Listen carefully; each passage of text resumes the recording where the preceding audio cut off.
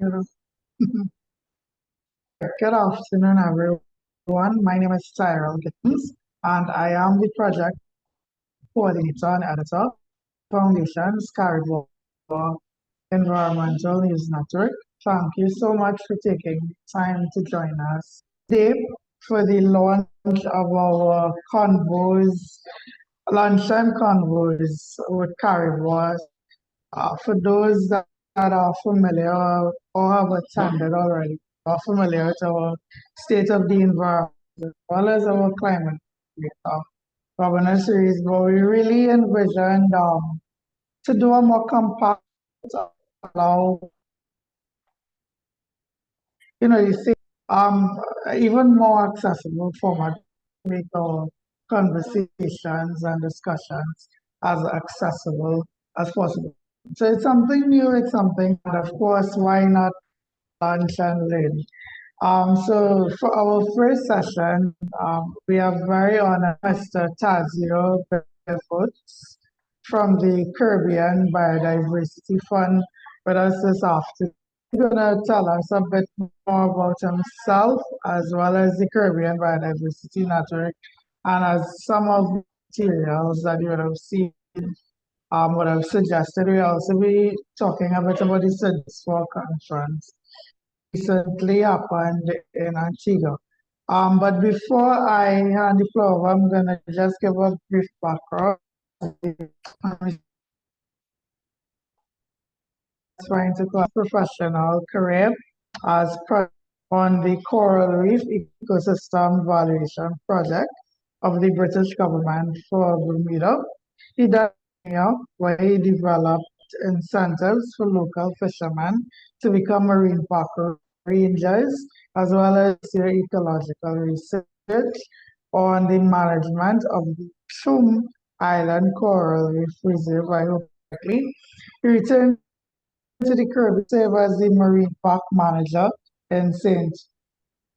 Houston. And soon after, he began his position as the director for the St. Martin Nature Foundation, instrumental in establishing the Man of War Shoal Marine Protected Area, which is St. Martin's first national park.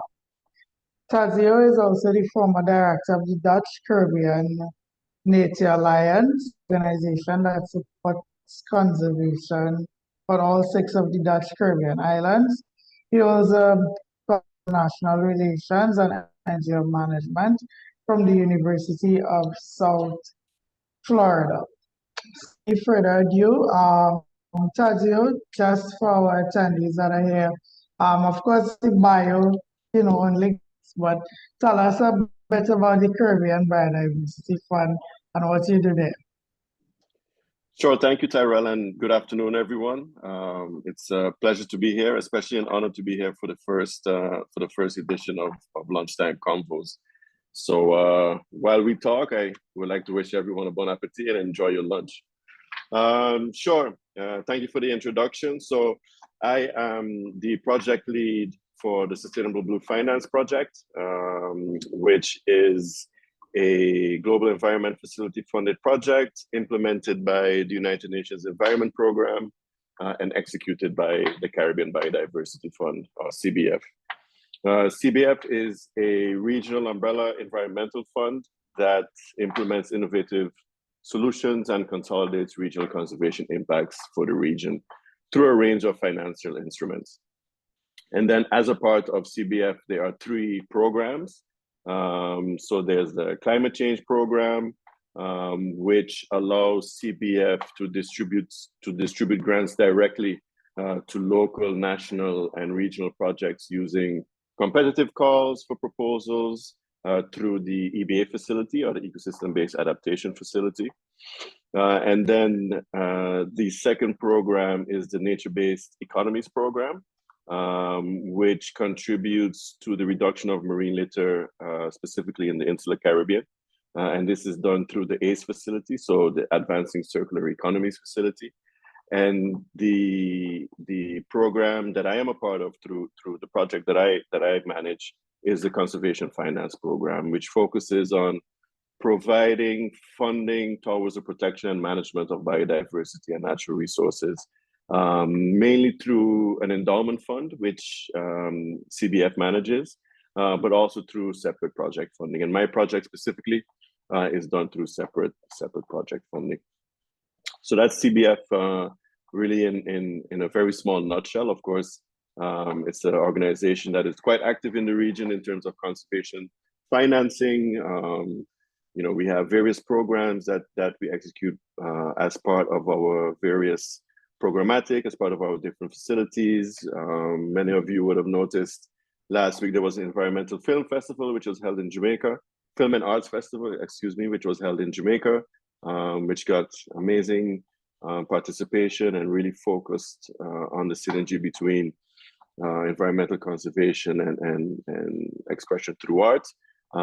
So it's a wide-ranging organization. It's an organization that is spread throughout the Caribbean, although with headquarters, so to speak, in Kingston, in Jamaica.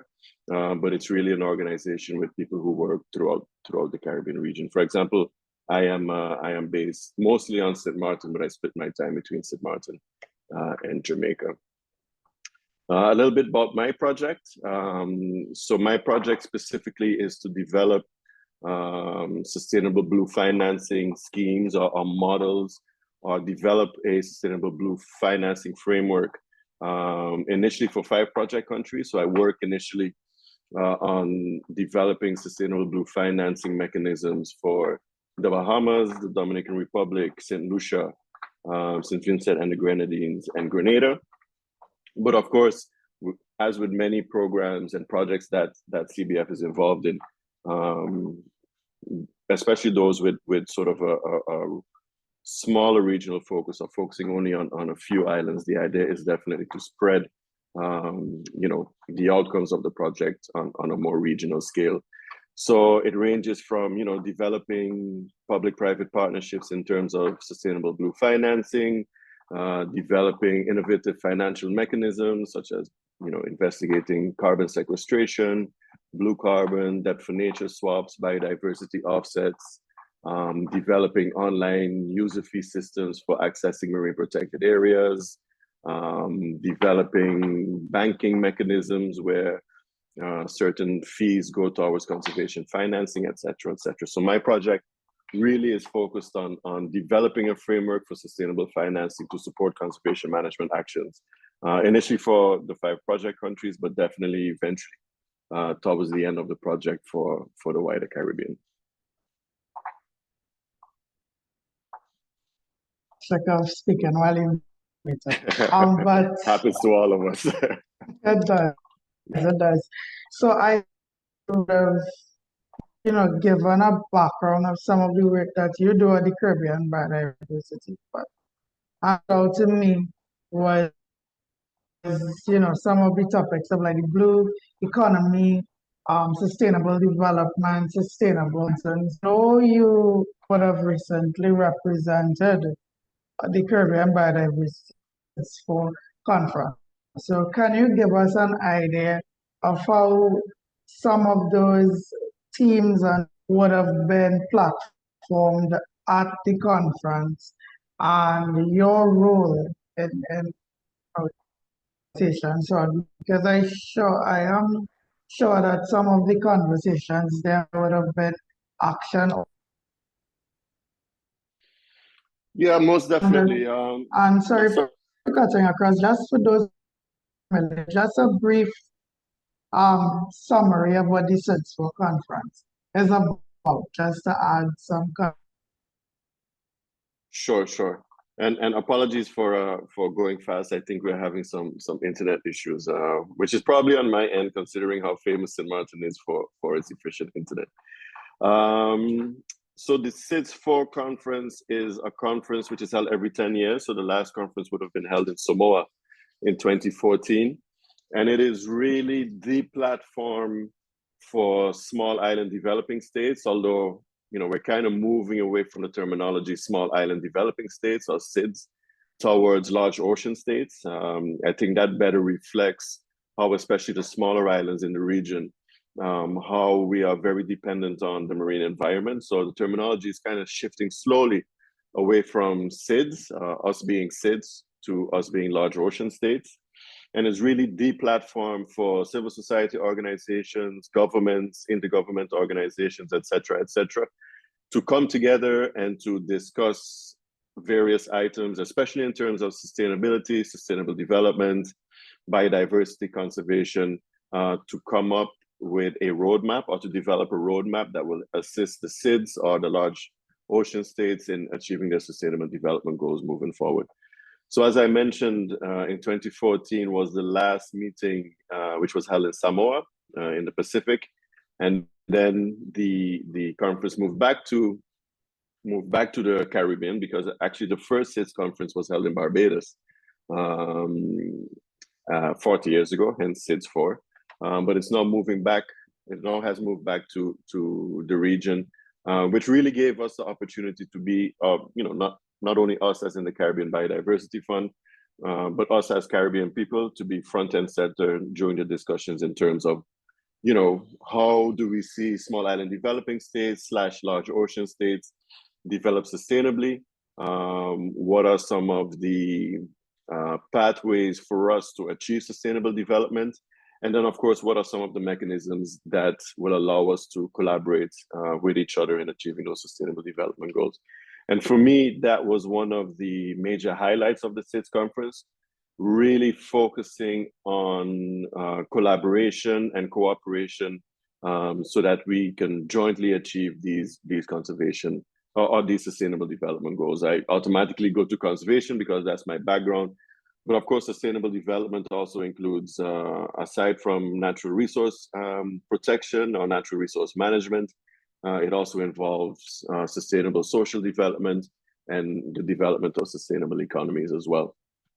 So really, that collaborative spirit, especially within the region, but also within, I sat on a panel, or I moderated a panel, in fact, on deep sea mining, which also showed the need for, large ocean states or small island developing states globally to really come together and cooperate to jointly achieve those sustainable development goals. In terms of CBF's participation, it was an intense week. The delegation was comprised of myself, the CBF CEO, Karen McDonald-Gale, the Conservation Finance Manager, Tanya Liu, the other project lead that is part of the Conservation Finance team, Fabian Kine, who is in charge of the Marine Protected Areas Program, and then, of course, myself. So it was an intense week. You kind of map out the various sessions that you want to be a part of, because you have the plenary. So during the plenary, things are discussed on a very high level. A roadmap is presented, et cetera, but the real meat of the conference are during the various side events. So I think, if my memory serves me correctly, there were about 130 side events spread over 4 days. So you can imagine, it's quite a juggling act to figure out which side events are the most effective to go to. During which side events do you have the most impact? Which side events would it be worth it for the CBF to be engaged in, whether in terms of being on a panel or moderating or giving an intervention?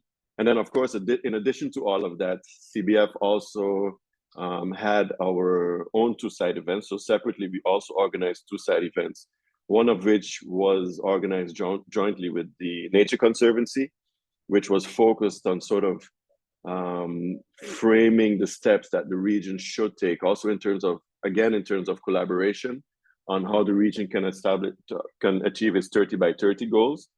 So, 30 by 30 goals basically means protecting 30% of, in this case, of the marine habitat by 2030, which was a very well-attended, very intense, very well,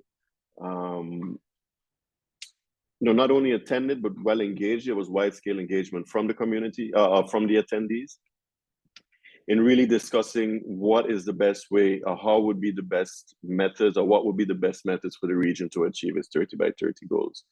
And then in addition to that, we also organize an offsite side event, which brings with it an additional layer of complexity because you have to arrange transport, you have to arrange the venue, et cetera, et cetera.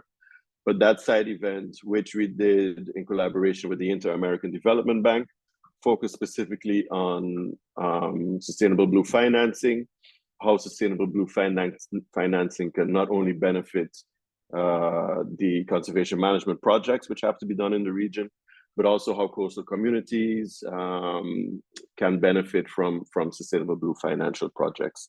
Was also well attended, but again, you know, it's just, you know, it was an intense week. You know, you have various meetings to go to. We usually left our accommodation at 7:30, 8 a.m. and usually by 10:30 we were back at our hotel room. So it was busy, but I think, you know, it was fruitful. You know, the majority are, you know, the focus of these meetings, aside from the side events, et cetera, is also networking.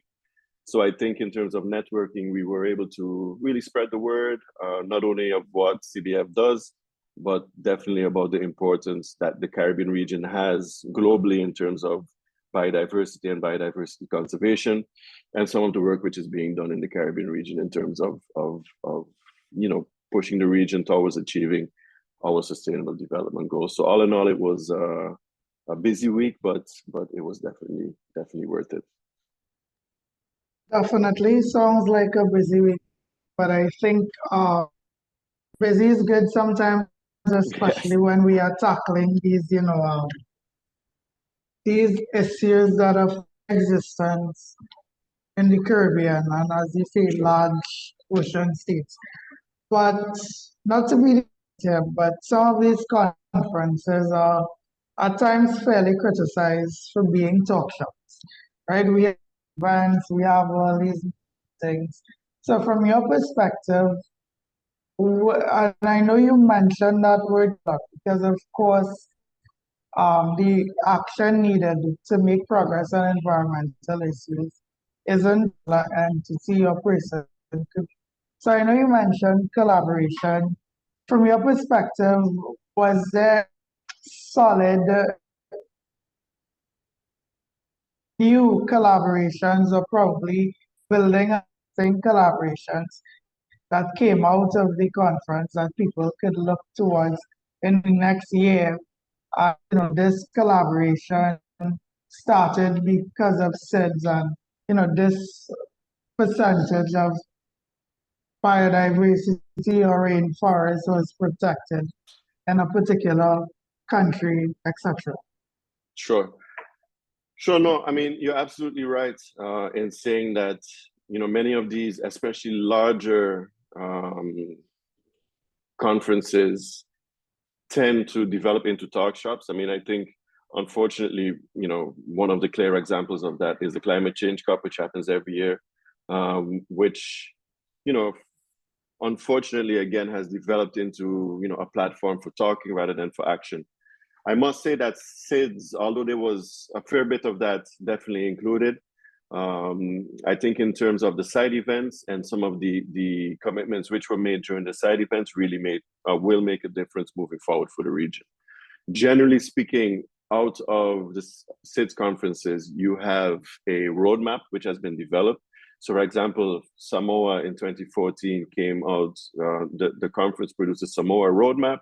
And then again, as a product or as an outcome of the SIDS4 Conference in Antigua and Barbuda, we have now what is called the ABAS or the ABAS, which is basically a 10-year action plan, which is acts as a guiding document for small island developing states / large ocean states to achieve a sustainable, small island developing states, large ocean states for it to achieve our sustainable development goals. And it stands for the Antigua ABAS, the Antigua and Barbuda Agenda for SIDS. Aside from that, and it is a document that, you know, which will be used, you know, under various auspices. I'm thinking about the UNESCO Ocean Decade, for example, specific focus on the ABAS document to sort of guide the Ocean Decade actions which will be happening in the Caribbean region, et cetera, et cetera. So it does act as a foundation document for guiding the sustainable development principles for the Caribbean region and for all of the SIDS globally for the next 10 years. For me personally, as I mentioned, the side events and the networking opportunities, which are mostly cocktails, to be fair, in the evening, and we also kind of adjusted our agendas around the most efficient cocktail events we could have gone to in the evenings.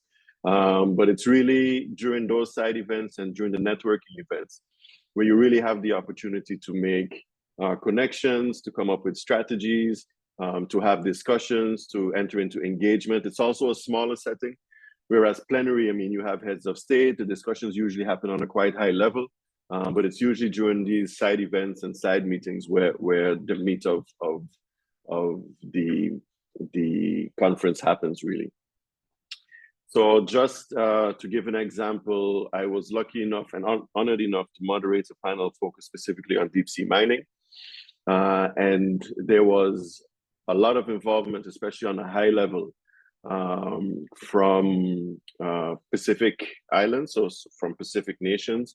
We had the Prime Minister of Vanuatu, the Minister of Samoa, etc., etc. So it did provide an opportunity for them to highlight the issues that deep sea mining will bring with it. But in addition to that, it also was a call to action for the Caribbean and for the representatives of the Caribbean to the International Seabed Authority, whose secretariat is located in Kingston, Jamaica, for them to show up to the ISA meetings, which are happening in July, so that some good decisions can happen for the region and globally in terms of a precautionary pause on deep sea mining. So that was definitely a clear action which came out. During the side events that CBF organized, the Minister for the Environment of Grenada, for example, gave an excellent intervention during the 30 by 30 session. And that has already evolved in that particular project. So the effective marine protected areas in the Caribbean project that CBF executes. For that project to, for example, use the Minister of Grenada as a champion for the region in really pushing on a high policy level for the countries within the region to achieve their 30 by 30 goals. And the same goes for sustainable financing. I mean, during the discussions that we had, there were concrete recommendations coming out in terms of communicating what the possibilities are for sustainable financing or using ecosystems as a tool for financing conservation management projects, whether it's through carbon sequestration or whatever have you. So while there is definitely a talk shop element, as always with these sort of large conferences, it is really during the side events and during the networking sessions where all of the connections and discussions for collaboration and working together, et cetera, are made. So it was a valuable conference at the end of the day. So just out of curiosity, we picked some other attendees' attention, but I know you said that there were some recommendations for like sustained financing. So just briefly, with the interest of time as well, and I wanna also open the floor to any other questions, but what were some of those recommendations about sustainable finance? Sure. I mean, being in the conservation field for 15 years at least, if my fading memory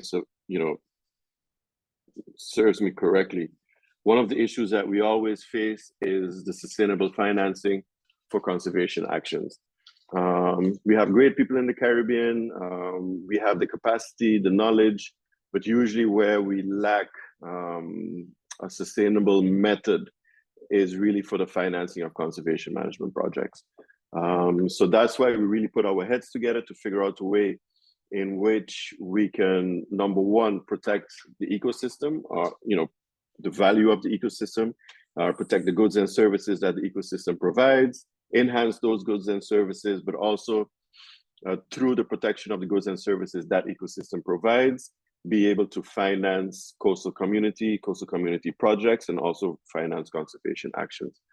Of course, the big elephant in the room these days is blue carbon sequestration schemes, et cetera, et cetera. I know in the past, because sort of the governance frameworks and the policy frameworks, good practices, et cetera, were not properly thought out. There were some issues with greenwashing, or in this case, blue washing, which were associated with some of these blue carbon sequestration schemes. So the focus really was during our discussions to come up with a way, number one, to inform decision makers and policymakers what blue carbon sequestration, what blue carbon actually means, what the process is, what are your measurement and verification standards and reporting obligations, et cetera, and then collaborate as a region in making blue carbon sequestration schemes a possibility. For example, the Dominican Republic is doing quite a bit of work on this front. The Bahamas is also doing quite a bit of work on this front. But when you look at St. Lucia, Grenada, St. Vincent, there's still some ways to go in terms of really making their ecosystems viable to act as blue carbon sequestration sinks. So what we're working on now is bringing all the people together, sharing best practices, running pilot programs, ensure that people know that there is a governance and policy framework associated with blue carbon sequestration. So it's really, building, and of course, any project which is to be executed eventually has to turn into a program. So the hope is that in terms of long-term sustainability, for example, the Caribbean can have a sustainable blue finance hub. So one of the things that we're looking at is developing sustainable blue finance hub, which will make the accessing of best practices, but also tools, but also for financial mechanisms, make them available to the wider Caribbean. So these are some of the things that we're working on. Of course, the project just started. I've been active at the, today is actually my 6-month anniversary at the Caribbean Biodiversity Fund. So we're still in the inception phase of the project. But as we go along, we will start to develop these facilities, these mechanisms to really put a focus on sustainably financing conservation projects, and quite frankly, the coastal communities that depend on the goods and services that the ecosystems provide to finance them sustainably. So that really is the goal of the project, and really our focus during some of the discussions that we had at the conference in Antigua. All right, great. So before I ask my last questions, and firstly, congratulations on years of service. Definitely, people like you that we really cherish for the efforts that you're putting into biodiversity conservation. So being mindful of time to the time that we had promised. Before I ask my final question for the session, have any questions or comments or anything that they want to add to the SIDS concept, the role Tadzio, and by extension the Caribbean Biodiversity Fund. If we need clarification on anything, you have any thoughts, to share it now. Similar to our webinars, we love to really, get the conversation going or understanding from it. All right. Well, if no one has a comment, I'm gonna question. Was anyone enlightened with any new knowledge today? It could be about anything about SIDS, the work of the Caribbean Biodiversity Fund. Just one person. Why is something that we from today? So someone got scared and hopped out. I just joking, probably attacked you. But maybe Sean, seeing you there. Did you, were you enlightened by today's session?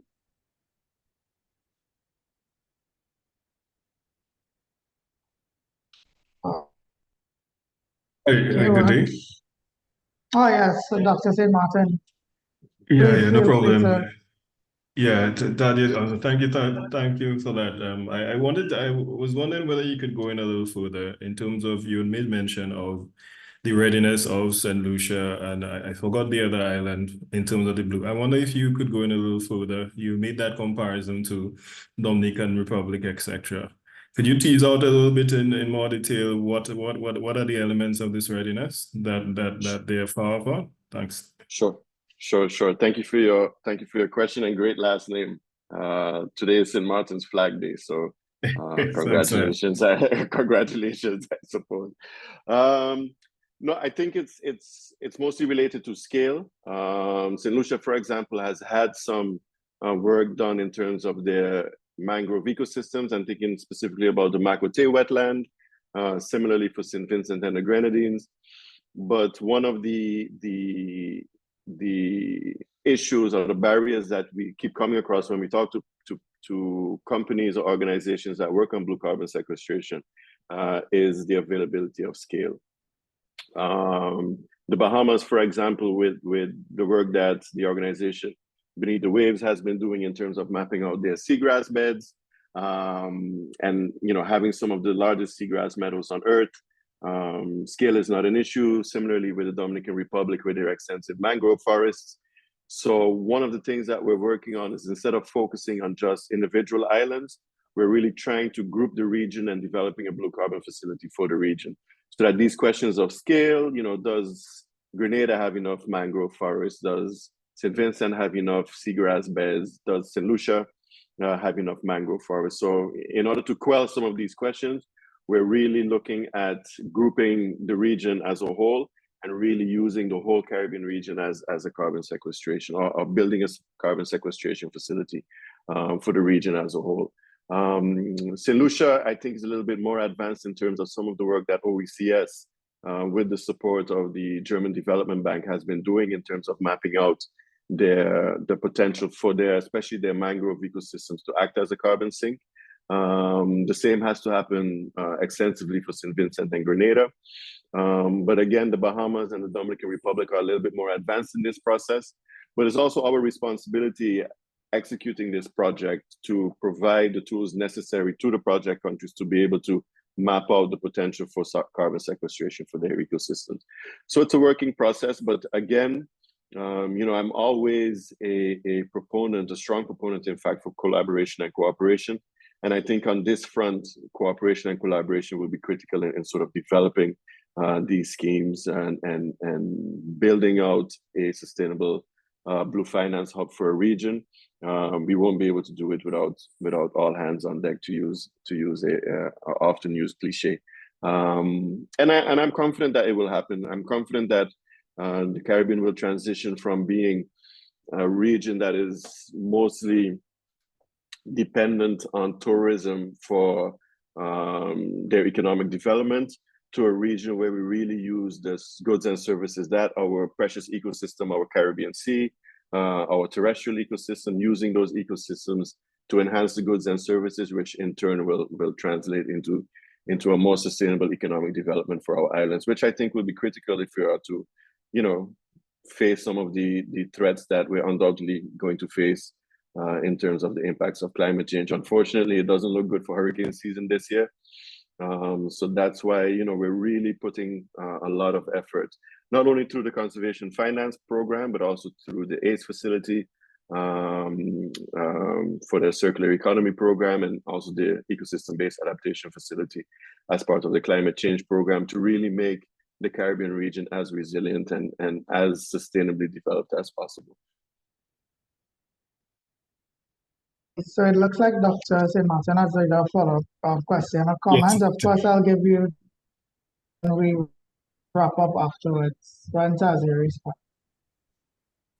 Thank you. Okay, so I'll go ahead there. Thank you for that. I'm very, very interesting comments. I was wondering, because you did speak about the collective and that whole aspect, and a wonderful idea in terms of having a more integrated approach across the countries as we look at the blue carbon sequestration. I was wondering if there were in that same sense of integration and looking at the development of the countries as a whole, whether there was any deep conversation on two fronts. One, how we could integrate the blue carbon with terrestrial carbon as well. So looking at that as a holistic thing for the development. And two, what is the mechanism to allow the credits, the carbon credits, to be filtered directly to the smallholders or the persons directly involved in the activities? Thanks. Right, for sure. Yes, most definitely.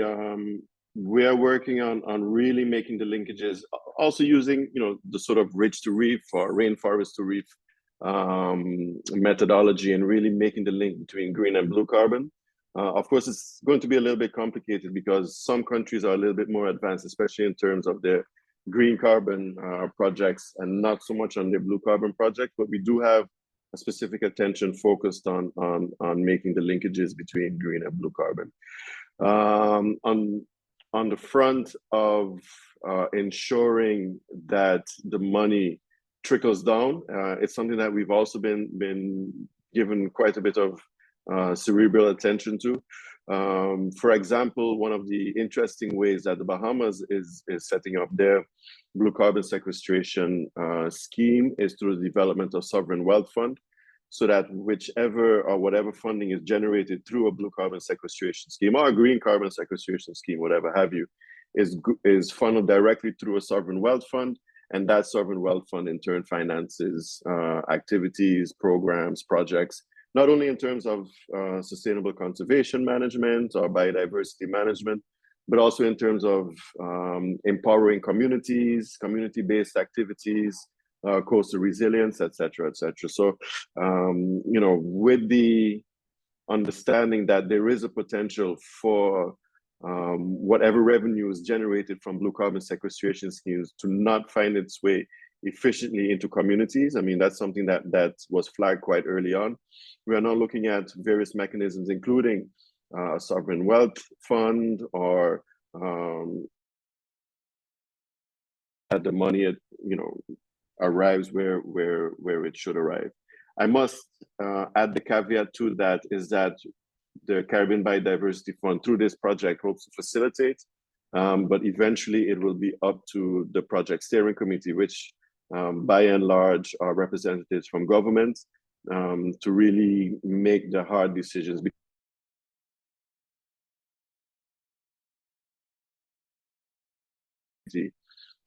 To sort of approve whichever framework that we suggest to them.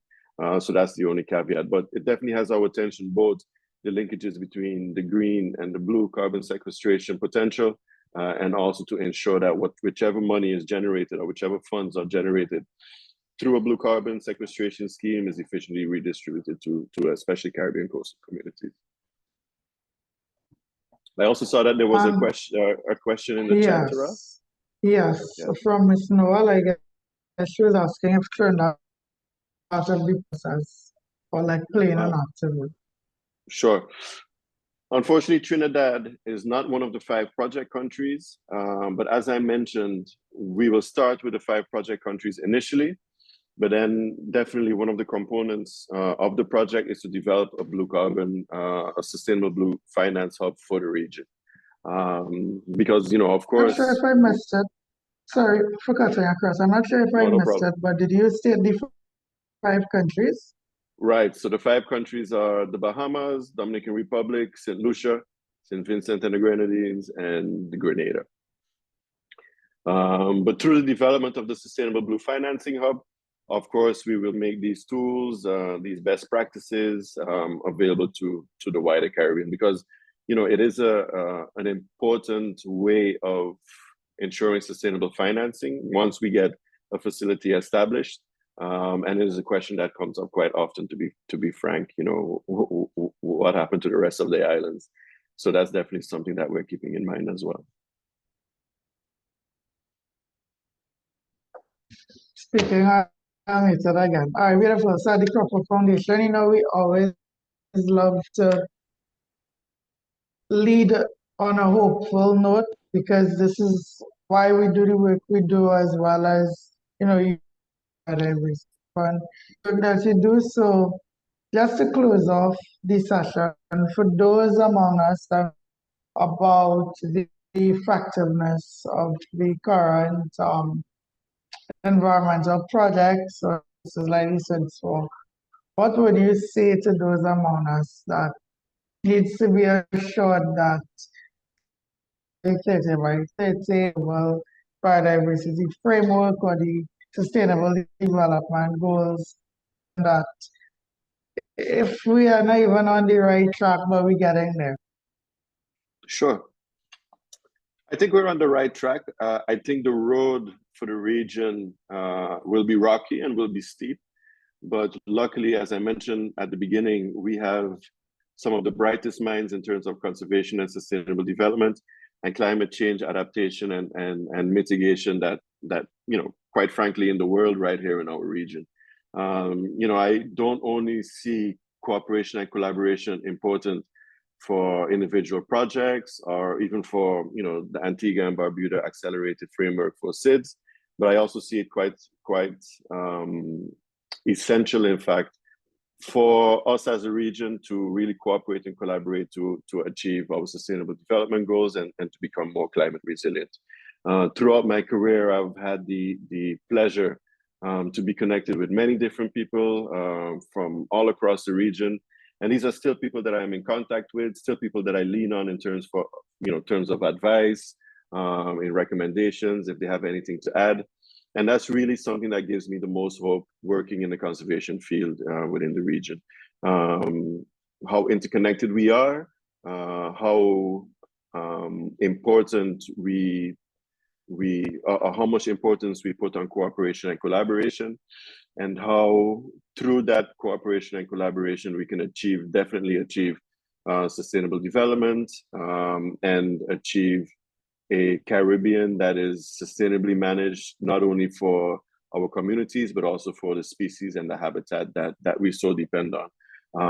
So I'm always hopeful. I mean, being in this field, you're always a glass is half full kind of guy. And that's something that has really carried me throughout my career. So that would be my main recommendation, really. Nice. You and the entire Caribbean team for being willing to come with us. We know you all are very busy people, but I do appreciate the time and effort. And I'm sure this is only conversation we'll be having moving forward. It's just the first. Also, I would like to thank my colleagues at the foundation that turned out and support, whether it's tech or just supporting the event today. I really appreciate it. To the attendees, thank you for taking time from your busy day. Thank you for us. I think next time we need to have like a little lunch so everybody can have something to mind chat in this. So, stay tuned because we'll have information on next webinar. And I see Tadzio is putting his information in the chat. What we would is also send out an email with resources where you can email them or connect to them on LinkedIn. So please continue to enjoy the rest of your day and we will see you soon. Bye, everyone. Thank you, Tara. Bye-bye. Thank you.